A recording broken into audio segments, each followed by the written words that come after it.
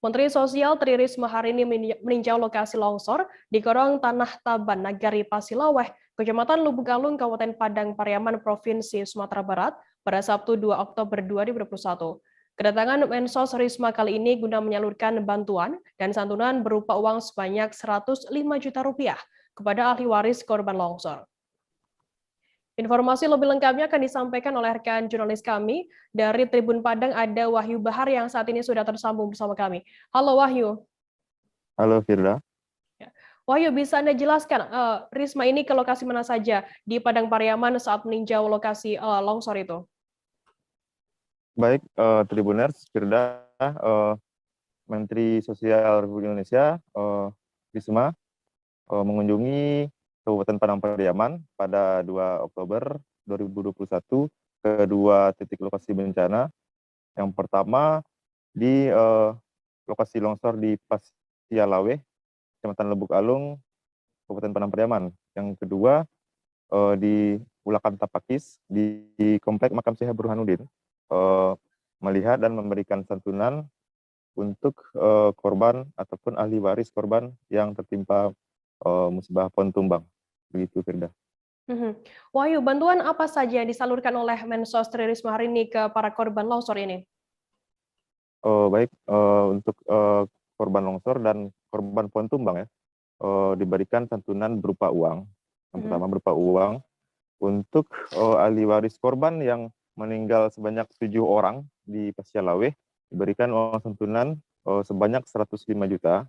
Dan untuk ahli waris korban yang meninggal tertimpa pohon tumbang di Komplek Makam Syekh Burhanuddin juga diberikan santunan uang sebanyak 15 juta, serta untuk korban yang luka berat diberikan santunan uang Rp 5 juta. Kemudian selain uang juga diberikan bantuan berupa logistik seperti pakaian, makanan, dan lain-lain sebagainya. Itu Firda. Wahyu, selain bantuan logistik dan juga uang santunan begitu untuk para korban longsor ini, apa saja bantuan lain yang diberikan oleh Mensos Risma? Baik, Mensos juga menemui seorang korban, ahli waris korban yang terkena longsor, dan berjanji untuk memberikan sebuah pekerjaan di lingkungan Kementerian Sosial Republik Indonesia. Risma sudah menitipkan ahli waris korban yang bernama Kesayangan Dulu untuk bekerja di kementerian tersebut. Itu janji dari Mensos Risma. Kemudian Wahyu, selain itu apa bentuk lainnya simpati dari Mensos sendiri terhadap ahli waris para korban ini?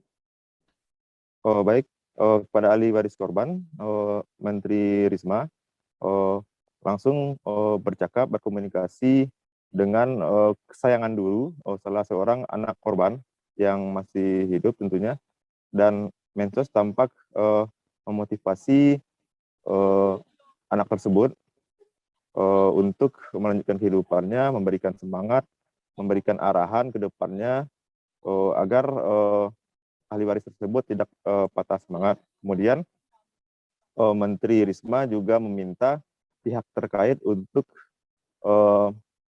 memberikan trauma healing, bantuan artinya trauma healing untuk Kesayangan Dulu agar tentunya dapat memulihkan kondisi traumatik yang dialami ahli waris korban. Begitu, Firda. Baik, terima kasih rekan jurnalis dari Tribun Padang Wahyu Bahar atas laporannya. Selamat bertugas kembali. Jangan lupa subscribe, share, komen, dan like ya.